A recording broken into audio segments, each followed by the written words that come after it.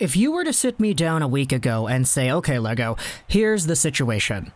By the time November 16 rolls around, there will be an NHL team who is being flamed by a hotel all the way over there in Texas for 2 separate accounts of not paying their hotel bills. $50,000 worth of undecided funds that still are up in the air and that to this day have not been paid out by their NHL team respectively. I would have said that that was the Arizona Coyotes, but that is not actually the case here. This is a very Coyotes meme-worthy kind of story, and I get that Arizona fans are going to be all pissed off that I said that, but hey, it's okay. There's only like 3 of you anyway, so okay, I'm dishing the shots out. I'm not going to disrespect the Arizona fans anymore, but we have ourselves a weird story, man, and this is on the Edmonton Oilers, and I'm not really that big of an Oilers fan, I'll say that. I like Connor McDavid, I like Leon Draisaitl, I like Yamamoto. Who doesn't like these guys? But this is such a weird story that let's just jump right into it here, shall we? So this all started up to my attention when a tweet from Rick Westhead was posted onto Twitter talking about how the Edmonton Oilers are being sued by a Dallas hotel after allegedly bouncing a $28,000 check following a team stay in December. Now, okay, hold up. Before we go any further, what does bouncing mean? Bouncing, if you go over to the definition, the verb of bouncing, it is to move quickly up, back, or away from a surface after hitting it, or jumping repeatedly up and down. There isn't really actually something that I found here over on money. If we go over to bounce money definition, and we can try to search this up over here on the fly, a check returned by a bank because it's not payable, usually because of insufficient funds. Also used in the context of securities to refer to the rejection and ensuing reclamation of a security, a stock's price abrupt decline, and recovery. That's the financial definition of bounce. Pretty much when you say that the Edmonton Oilers have bounced a $28,000 check, it means that they didn't pay it. The hotel says that the Oilers owe a further $27,000 for a team stay back in March. An Oilers official says the club is working cooperatively to resolve the dispute. And then there is a screenshot of the plaintiff's original petition. It's an Edmonton Oilers Hockey Corporation thing with the Dallas County, Texas getting involved in there too. It's funny, man. So before we go further, let's go over onto an article on ctv.ca because this actually kind of goes over it in a very nice layman terms kind of way, because the way Rick goes on about it on Twitter, it does make sense. It's just a little bit difficult to digest. So the Edmonton version of CTV News went over it here on their website as well. Oilers are being sued for allegedly not paying more than $50,000 worth of hotel bills. The lawsuit stems from a bounced check for $28,000 after the team stayed there last December. The hotel says the team hasn't paid a bill for a $27,000 stay in March. The Oilers played games in Dallas on December 16, 2019 and March 3rd, 2020. Here's what a representative, Tim Shipton of the Oilers Entertainment Group, says as he told TSN. "We have the same challenges as every business navigating through the global pandemic. We're working diligently through our business operations and attending to outstanding issues from the unexpected stoppage of last season." And man, that's a lot. The article ends right there after talking about the same thing it was said on Rick's tweet, how they're working cooperatively to resolve the dispute. But my question is, it's November 16th, buddy. You haven't paid this hotel back in Dallas for a stay that you did back in December? It's been almost 1 year, and you guys hadn't paid the hotel properly? You know, I could understand a little bit more, just a little bit, if the overall lawsuit was going on because the Oilers didn't pay whatever it was that happened when they stayed there back in March, when they were there March 3rd, because the NHL stopping up in the middle of March and just up and away, canceling everything, that kind of threw a huge monkey wrench into every NHL team's financial plans, their overall functioning ability. I can kind of get that.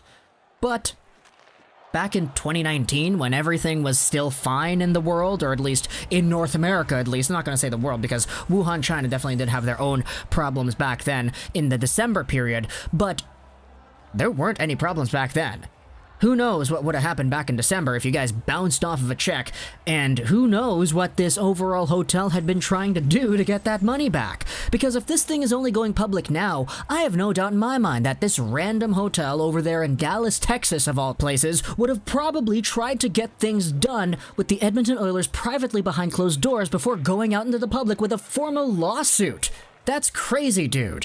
I get that the Oilers are trying to recuperate their overall funds because, advertising, they didn't get any money from March until the start of the playoffs. Who knows how much money the Oilers even got because everything was being held in Edmonton. It wasn't really an Oilers kind of thing. So who knows how much financial stress this has been putting on that overall hotel to be kind of consistently bogging down the Oilers for months. Hey, you guys haven't paid this bill. It's $28,000 back from December. And then later on in the year, they end up getting another bill. That's $27,000 too. It doubles itself up in the profits that you guys are owed.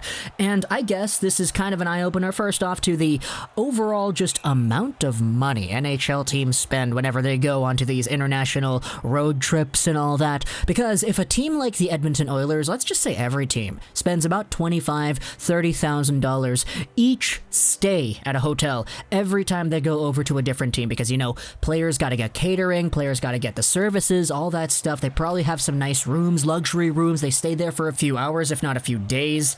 And that stuff kind of piles up. So if you have, 25, 20, 30 even? I don't know how many hockey players are on a team, traveling with them at least at a certain time, plus all the personnel, the staff, the equipment guys, the coaches, all that stuff. The GM goes along with the team as well. Let's just say, just for a ballpark estimate, 50 bodies, 50 people running around with an NHL team every single road trip. And every time you go over to a hotel, you spend 25 to 30 grand. My gosh, you can totally kind of put into perspective how much these NHL teams rely on revenue when you take a look at things like that. Imagine spending $25,000 to $30,000 every few weeks. And even worse, imagine spending it, but not actually paying it down. Because this Dallas hotel, man, I know hotels always get business because, hey, you're gonna need hotels. That's a very essential part of the overall business, communal kind of work landscape that we live in today. It's kind of questionable now that Zoom is a very big thing, but hey, hotels still serve their purpose. Hotels are going to make money. But sports teams, man. Sports teams contribute a lot to these hotels, I guess. And this thing going on with the Edmonton Oilers trying to cooperatively resolve this dispute 11 months after the initial $28,000 check got bounced, and 8 months after your stay in March wasn't accounted for either. Of course, this is all just word from the hotel. We don't know the full-on specifics about things, but the hotel is indeed making a lawsuit for a reason, so that's kind of why we're talking about this here. At the end of the day, though, this is indeed a story that I would have guessed the Arizona Coyotes would have been involved in, but of course, it's not the Arizona Coyotes, it's the Oilers this time. And there are a few other questions as well, because we haven't seen anything like this happen ever, I would say. Like, at least in my time watching hockey, we haven't seen hotels suing NHL teams for not paying their money.